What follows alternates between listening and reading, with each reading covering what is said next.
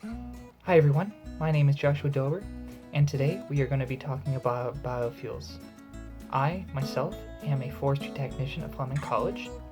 We are going to be giving an overview of the process of how trees turn into lumber, and then how that lumber then can turn into different biofuel products, and then how biofuel is a sustainable forest product. But before we understand any of that, we first have to go to the woods, and I'll show you exactly the process of how trees turn into lumber. See you there. It all begins here, in a forest like this one. Plantation or unmanaged. It begins with a harvest plan produced by a professional forester. Then loggers and heavy machinery operators will come in and will begin cutting, bucking, and limbing the logs. Once this has been completed in the forest, they will be transported to a mill or a lumber yard for further processing. Hi everybody, welcome to the lumber yard. This is where the logs that were cut down from the forest with the loggers are taken to be turned into lumber. Now when lumber is created, it creates a lot of waste products. If you can look in the back right over there, you can see it. That's all leftover wood, all in that bucket. Now, we can throw away that wood, or we can use that wood in biofuels. So the most common biofuel that you can probably find anywhere is just firewood. So firewood has been used for a long time for cooking and heating.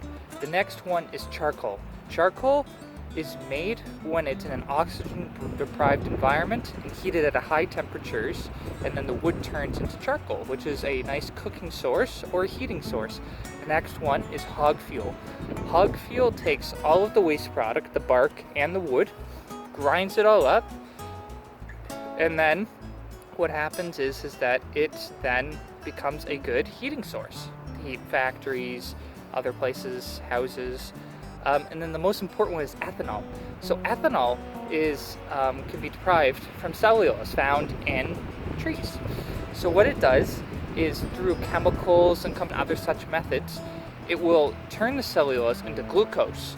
And then through fermentation, it uses yeast plus the glucose to turn it into ethanol. Ethanol can be combined with gasoline to increase the octane of the engine of a vehicle, and then to also decrease the total amount of carbon dioxide emitted from that source. Now, this may be good and all, but you may be thinking to yourself, how is this sustainable? Well, I'll get to that in 1 second. With the rise in climate change, there has been an increasing demand for more sustainable energies. One of these is biofuels. So the reason that biofuels can be classified as a sustainable energy source is that every time a tree is turned into biofuel and burned, another tree can be planted in its place to reabsorb that biofuel's carbons. Now it's not a 1-to-1 ratio, but it is high enough that it can be classified as sustainable. Thank you for listening to my video. If you take a look down in the description, you can see the sources for all of my different sources I used, and also the song. Thank you for listening.